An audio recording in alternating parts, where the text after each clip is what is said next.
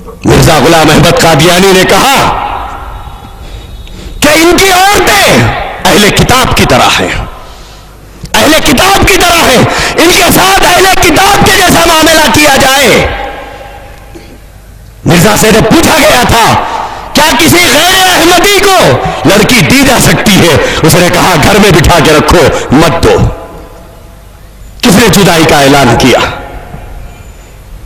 کس نے علیحدگی کا اعلان کیا؟ مرزا غلام احمد قادیانی سے یہ پوچھا گیا اگر غیر احمدی یعنی ہمارا کوئی مسلمان بچہ مر گیا، پوچھا گیا کیا اس کی نماز پڑھ سکتے ہیں؟ غیر احمدی کے بچے کی نماز پڑھی جا سکتی ہے؟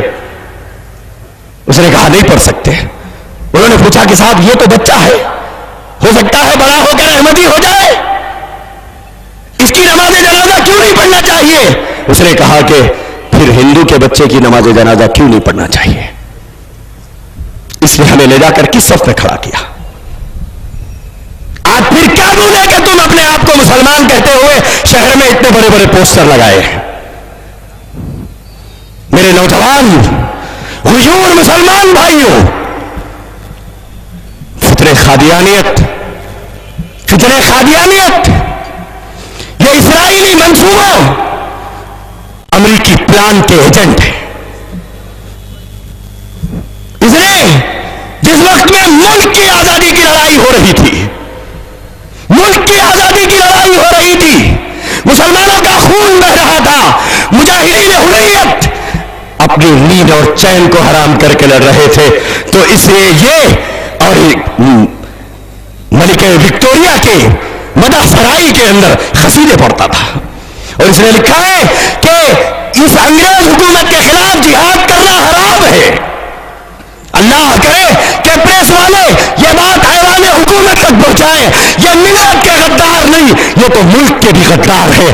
جس وقت یہ ملک کی تقسیم ہوئی تو یہ پاکستان بھاگ گئے تھے، یہ پاکستان بھاگ گئے تھے۔ جب 1974 میں پاکستانی پارلیمنٹ میں متفقہ طور پر تمام مسلم نمائندوں، تمام مسلم جماعتوں نے مل کر جب وہاں پر متفقہ فیصلہ کیا تو پھر یہ وہاں سے بھاگ کر اپنی اماں کے پاس چلا گیا۔ آج بھی ان کی گود میں بیٹھا ہوا ہے برطانیہ کے اندر، کل بھی یہ ان کا وفادار تھا، آج بھی ان کا مرکز وہاں پر ہے۔ میرے عزیز بھائیوں، مجلس تحفظ ختم نبوت پچھلے 7 سال سے ان کا تعاقب کرتی آ رہی ہے، پچھلے 7 سال سے ان کا تعاقب کرتی آ رہی ہے۔ یہ لوگ ایسے دیہات میں اور ایسے مقام پر پہنچتے ہیں جہاں نہ مسجد ہے، جہاں نہ نماز کا کوئی تذکرہ ہے، 70 سال کے مسلمان ہیں۔ اس کا جرم ہمارا بھی ہے کہ 70 سال کا مسلمان، آپ میری بات پر یقین مانیں، اگر یقین نہ آئے میں دکھانے تیار ہوں، برملا سب کے سامنے کہہ رہا ہوں، 70 سال کا مسلمان ہے، کلمہ طیبہ نہیں پڑھ سکتا۔ اگر آقائے دو جہاں میرے مولا کا نام پوچھا جائے وہ کہتا ہے مجھے نہیں معلوم۔ ایسے دیہات، ایسے قصبات کو یہ نشانہ بناتے ہیں، اور وہاں جا کر چکنی چپاکی باتیں کرتے ہیں، اور وہاں جا کر ان کے اندر اتنی جرأت نہیں ہے کہ اگر تمہارے اندر اتنی جرأت ہو، اگر تمہارے اندر اتنی غیرت ہو تو قادیانیت کا لیبل لگا کر جاؤ۔ ہمارا تھوک چاٹ کے کیوں جا رہے ہیں؟ ہمارا نام استعمال کر کے کیوں جا رہے ہیں؟ مسلمان ہونے کہہ کر کیوں جا رہے ہیں؟ اگر تمہارے اندر اتنی جرأت ہے، تمہارے اندر اتنی غیرت ہے، اگر تم اپنے سینے میں دل رکھتے ہو تو پھر تم قادیانیت کا لیبل لگا کے جاؤ۔ مرزا غلام احمد قادیانی کو نبی بنا لو، خدا بنا لو، یہ تمہارا اختیار ہے، یہ تمہارا اختیار ہے، یہ تمہاری بدبختی ہے کہ تم نے ایسے آدمی کو نبی چنا ہے جس کو سیدھے پیر کی چپل اور بائیں پیر کی چپل میں تمیز نہیں تھی۔ مجمع کا رجحان بدلے گا، اس لیے میں نہیں سنانا چاہ رہا تھا۔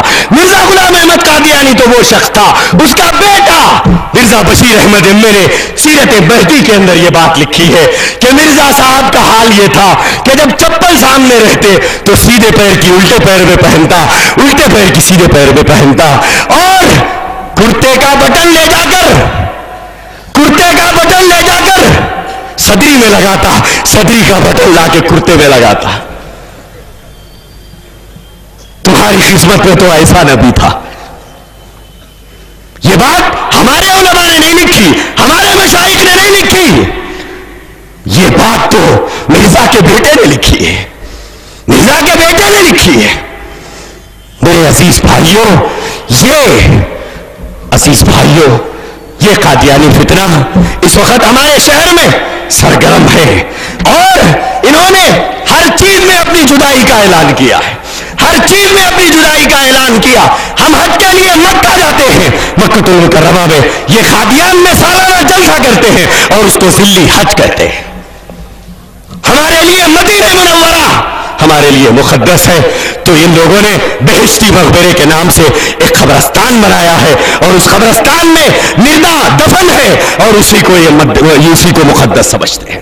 اور یہ مرزا کی میڈم کو امہات المومنین کہتے ہیں, اور مرزا کو دیکھنے والے منحوسوں کو صحابہ کرام کہتے ہیں. اور یہ قرآن کے سامنے دوسری کتاب کو, یہ ان کے پاس ان کی قرآن ہے, یہ قرآن ہے ان کی. تذکرہ یعنی وحی مقدس, تذکرہ یعنی دنیا کو بتانا ہوگا کہ یہ ہے, پھر کس منہ سے یہ اپنے آپ کو مسلمان کہتے ہیں. تذکرہ یعنی وحی مقدس, یہ ان کی کتاب ہے. اور اس سے ہٹ کر دوسری جگہ انہوں نے لکھا ہے کہ یہ قرآن کے بارے میں, یہ قرآن کہاں نازل ہوا, وہ کہتا ہے انا انزلناہ قریبا من الخادیان, قریبا من الخادیان. کیا قرآن قادیان میں نازل ہوا تھا؟ کیا قرآن قادیان میں نازل ہوا تھا؟ اور اس کتاب کے اندر یہ بات لکھی ہوئی ہے, یہ بات اس کتاب کے اندر لکھی ہوئی ہے.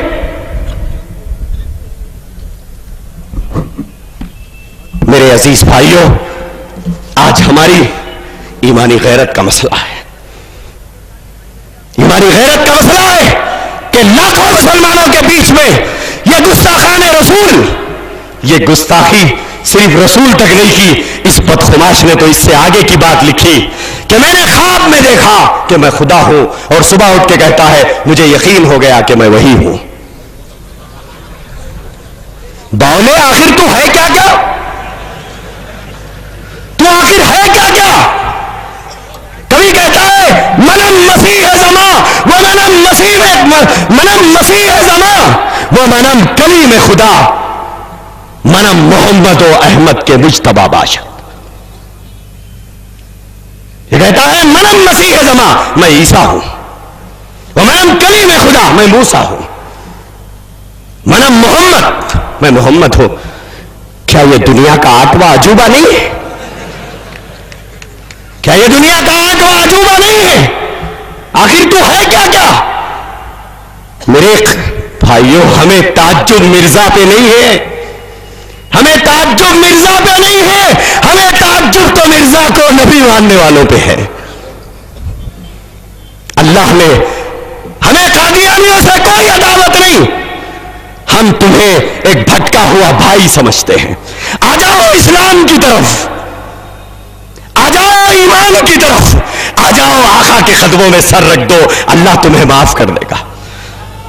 تم نے غلط راستہ اختیار کر لیا, صحیح منزل پانے کے لیے تم نے غلط راستے کا انتخاب کیا ہے, یہ تمہاری غلطی ہے. تمہیں غلط سمجھایا گیا, تمہیں غلط باور کرایا گیا, تمہیں غلط دماغوں میں بٹھایا گیا, یہ صحیح نہیں ہے. مجھے یقین ہے ہزاروں قادیانی بھائی ٹی وی کے سامنے بیٹھے ہوئے ہوں گے. آؤ میں تمہیں اسلام کی دعوت دیتا ہوں, آؤ تمہارے سامنے نبی کا دین موجود ہے. ہمیں تم سے ہمارا تمہارا جائیداد کا جھگڑا نہیں, ہمارا تمہارا زمین کا جھگڑا نہیں, ہمارا تمہارا مال و زر کا جھگڑا نہیں. تم نے غلط راستے کا انتخاب کیا. آ جاؤ اللہ کا نام لے کے, انجام اس کے ہاتھ ہے. آغاز کر کے دیکھ, بھیگے ہوئے پروں سے پرواز کر کے دیکھ. وآخر دعوانا الحمدللہ.